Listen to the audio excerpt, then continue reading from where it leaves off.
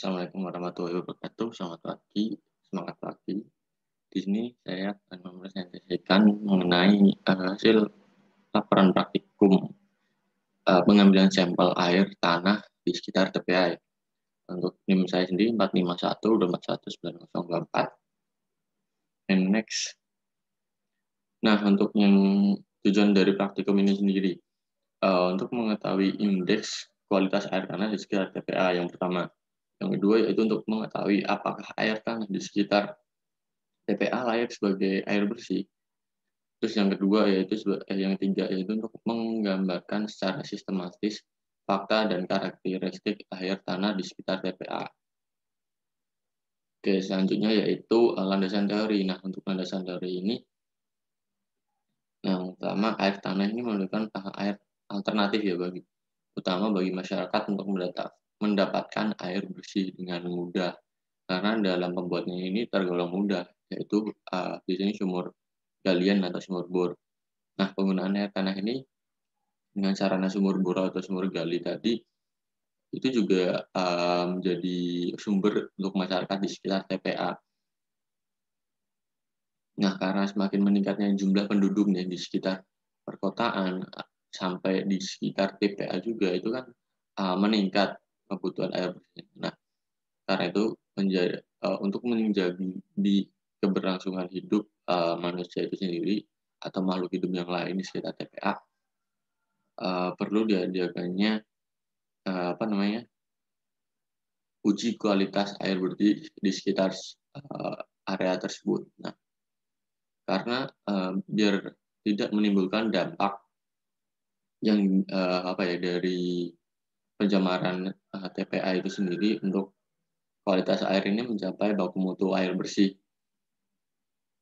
dan tidak terjadinya penyakit-penyakit seperti kayak amuntaber, tipes, diare seperti itu, penyakit kulit seperti kolera. Nah, untuk jangka panjangnya kualitas air ini kurang baik jika tidak diadakannya pemantauan.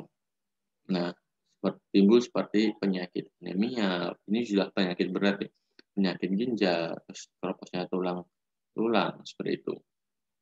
Next, yaitu masih landasan teori. Nah, di TPA sendiri itu merupakan tempat di mana sampah mencapai tahap pemrosesan terakhir ya dalam pengelolaannya dan di situ juga muncul masalah baru seperti air lindi atau licin.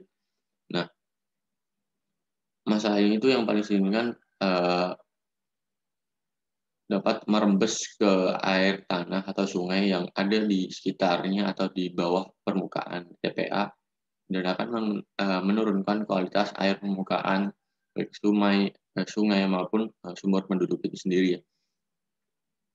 Nah, ini ada untuk alat bahan dalam pengujiannya nanti itu ada baler, terus ada botol kaca gelap, terus ada tali, terus ada pemberat, pH meter, konduktimeter, termometer, ada meteran, water level meter, GPS, ada cool box atau kotak pendingin, terus alat penyaring, alat ekstraksi, sama wadah VOC untuk yang zat organik.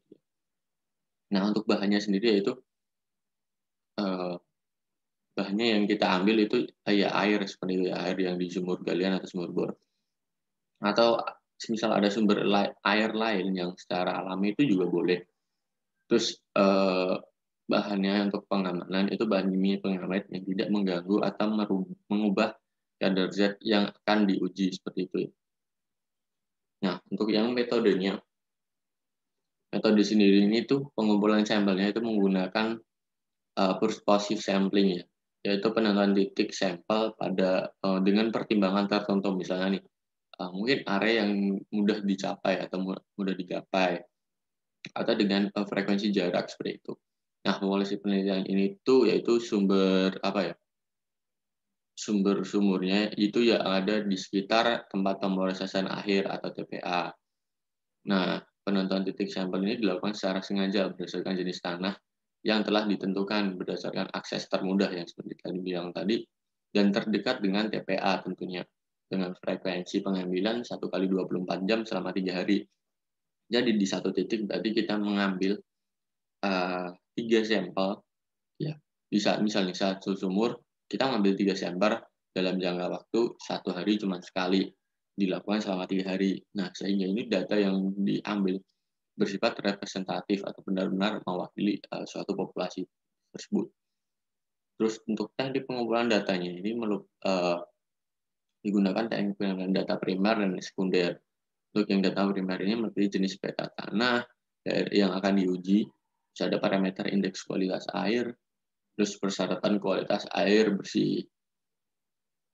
Sedangkan data sekunder yaitu meliputi nanti hasil analisis laboratorium dengan parameter yaitu suhu, rasa dan bau, terus kekeruhan, total padatan terlarut, ada pH, DO, terus nitrat, fosfat, BOD, dan E. coli. Nah, setelah itu dilakukan analisis data indeks kualitas air dari hasil parameter uji laboratorium tadi. Nah, hasil analisis ini akan menjadi hasil akhir dan ini penelitian dengan mengetahui air baku mutu air di sumur masyarakat di sekitar TPA itu sudah sesuai peraturan baku mutu atau belum, seperti itu ya. Nah, yang selanjutnya itu ada perhitungan ya. Itu sigma Wx kali Wq per Wx. Nah, Wx itu di mana bobot parameternya sendiri. Nah, untuk yang Wq itu jumlah total parameter value-nya. Nah, dari hasil itu tadi merupakan hasil analisis yang menjadi hasil akhir dari penelitian dengan mengetahui status kualitas air sumur masyarakat. Seperti itu. Nah, untuk pembahasannya sendiri. Nah, pada pengambilan sampel yaitu kita ambil di 10 titik ya. 10 titik menggunakan 10 botol kaca gelap untuk menyimpan sampel air. Nah, 10 titik ini dibagi nih. 6 titik itu di sumur galian dan 4 titik sumur bor. Seperti itu. Dan di satu titik kita mengambil 3 sampel. Nah, gunanya cool box sendiri itu menyimpan botol sampel agar tidak ketika kita bawa ke laboratorium dari lapangan itu tidak terpengaruhi ya dari mungkin cahaya atau yang lain.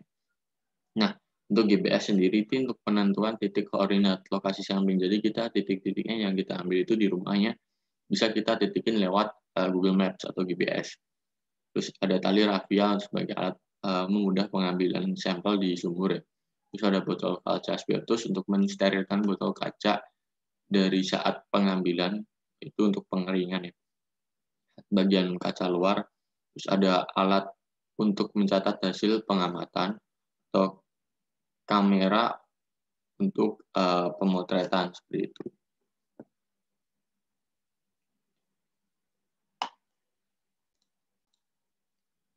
Nah, kita lanjut yaitu. Nah, untuk penentuan posisi titik sampling ini menggunakan GPS atau untuk penentuan sistem navigasi dan penentuan posisi ya. Nah, dalam pengambilannya ini data terlebih dahulu kita menentukan titik yang mana saja sih yang akan kita ambil koordinatnya.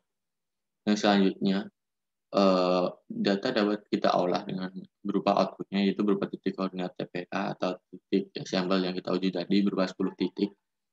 Nah, terus juga ketika kita prosedur pengambilan sampel berupa air itu harus kita sesuaikan dengan SNI 062419111 tentang uji kualitas air ya. Dan SNI 6989.58/2008 itu mengenai uji pengambilan sampel air tanah. Nah, pengambilan sampel air tanah ini dilakukan pada 10 titik yang berbeda ya, tadi yang sudah aku sebutkan. Dan masing-masing jangan lupa dibeli label seperti itu. Nah, ketika sudah dibeli label, pengambilan air ini itu dilakukan secara selektif ya, dengan mempertimbangkan akses yang termudah dan terdekat dengan TPA. Yang selanjutnya akan kita lakukan analisis di laboratorium untuk mengenai indeks kualitas air bersih yang akan menjadi sumber baku mutu air minum dengan mengecek parameter fisika, kimia, dan biologi seperti itu. Nah, dan didapatkan kesimpulan pada metode praktikum kali ini yaitu kualitas air di suatu wilayah ini tidak selalu tetap, melainkan dapat berubah dengan adanya oleh adanya pencemaran ya. Karena kualitas air sendiri yang awalnya biasanya memenuhi syarat-syarat untuk digunakan dalam kebutuhan seperti air bersih, pertanian, perikanan, dan lain-lain, pada suatu saat kualitasnya ini tidak memenuhi syarat lagi. Nah, oleh karena itu kita perlu dilakukannya pengendalian atau pengecekan dan perlindungan terhadap kualitas air terutama di sumber-sumber dekat pencemaran seperti.